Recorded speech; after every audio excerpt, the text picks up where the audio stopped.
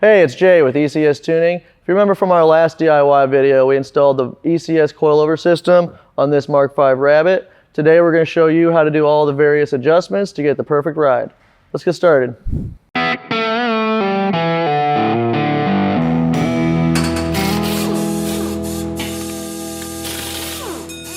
The first step you're going to want to do is get your initial ride height measurements.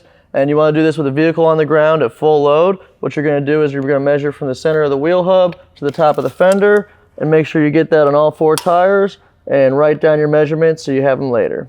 Our front driver's side is at 13 inches. We'll go around and get measurements for the other wheels.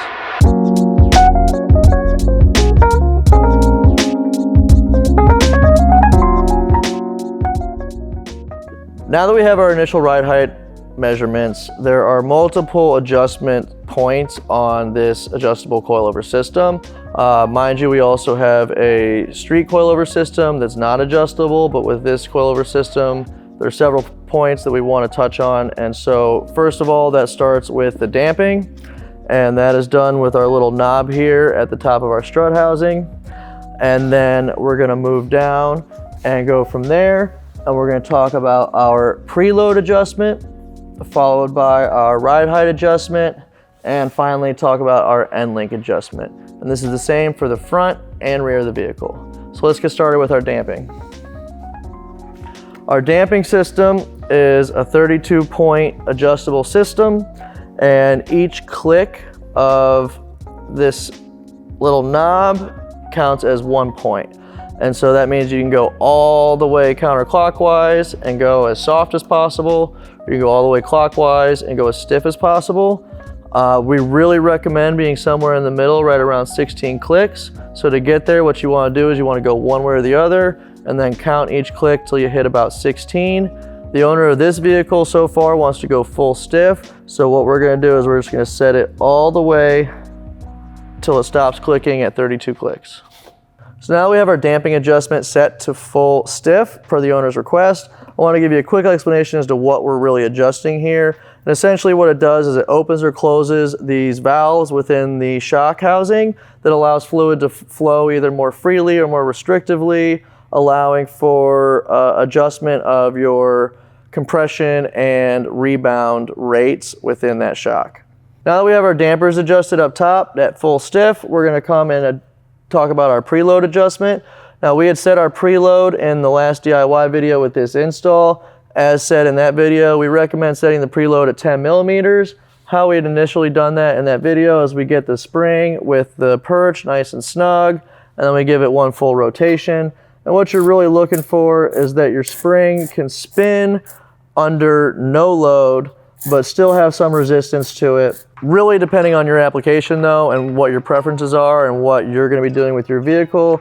Really to adjust this further, you would undo the locking collar, reset the perch to where you'd like it, and then reset that locking collar to lock it in place, and you'll be good to go. So before we go ahead and set our ride height adjustments, we're going to adjust our damping on the rear. So we jump from the front to the rear, and the damping system on the rear works exactly the same, where you have those 32-point clicks. We recommend it somewhere in the middle, around 16.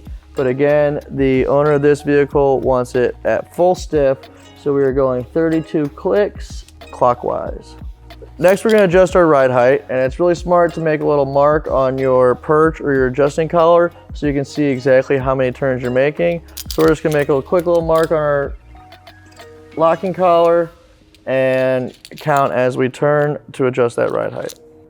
So based on our initial measurements from the start and where we want to end up, we're going to give this 7 full turns. 1, 2, 3, 4. You might need to adjust your locking collar. 5, 6, 7.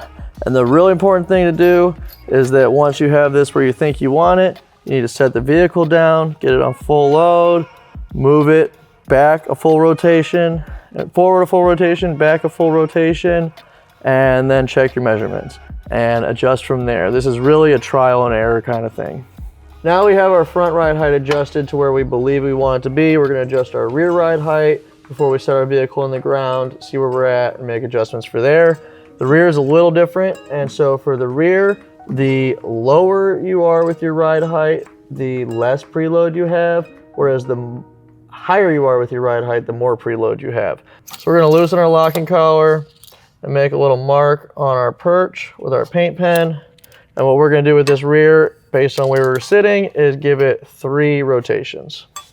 All right, now that we have our ride height on the front and rear adjusted to where we believe it's going to be, we throw our wheels back on. We're going to drop it to full load, move it forward and backwards a full rotation, just to let everything sort of settle into place, and we'll check our ride height at that point. Like we said before, this is really trial and error, so you may be doing this a few different times. For the sake of ease, we just put 3 of the lug bolts into the wheel so we can easily get them on and off, just to move it and check where we're at. So we'll go ahead and lower it.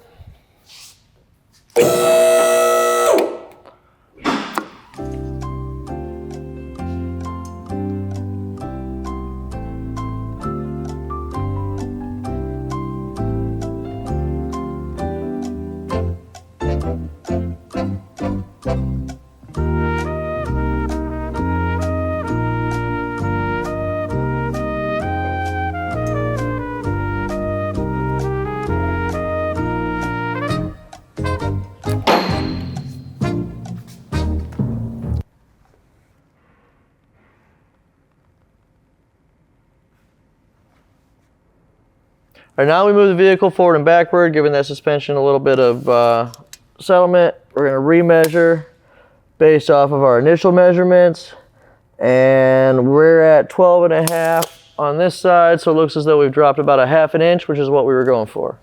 So now that we have our ride height adjusted to where we want it, we're going to adjust our shock itself here, and that's really simple to do. You just spin it. But what you're really looking for, as you can see, there's a lot of play in our spring. So what this will do is this will pull this lower control arm up, get this seated nice and properly, and essentially you just want to spin this till it doesn't free spin any longer. Now it doesn't want to spin anymore. You can see our spring is seated a lot more properly, and we'll lock down our locking collar, and that will be the adjustment for the rear. The last step for this adjustment is our sway bar end links. To do this, you're going to want to have your vehicle under full load.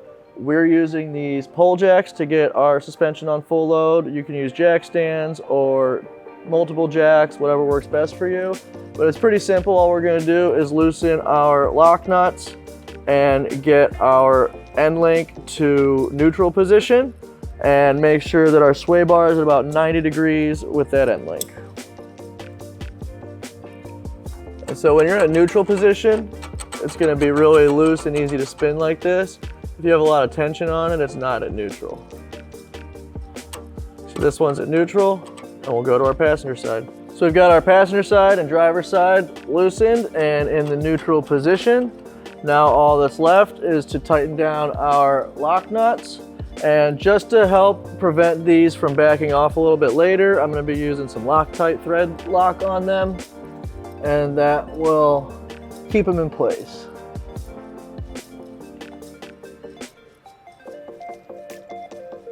Now we'll tighten them down, and we're going to tighten these very tightly just to ensure, again, that they're not going to back off on us.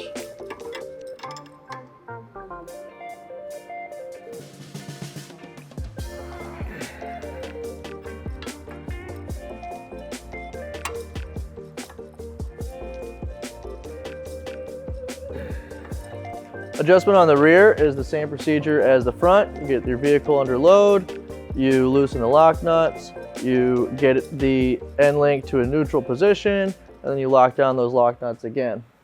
That about does it for the adjustments on this vehicle with our ECS Adjustable Coilover system. We've covered dampening, ride height, spring preload, and your sway bar end link adjustments. It does take a little bit of time because it's a bit of trial and error to get things right where you want them, and is largely based on preference. Be sure to like, comment, and subscribe, and check back for more enthusiast content.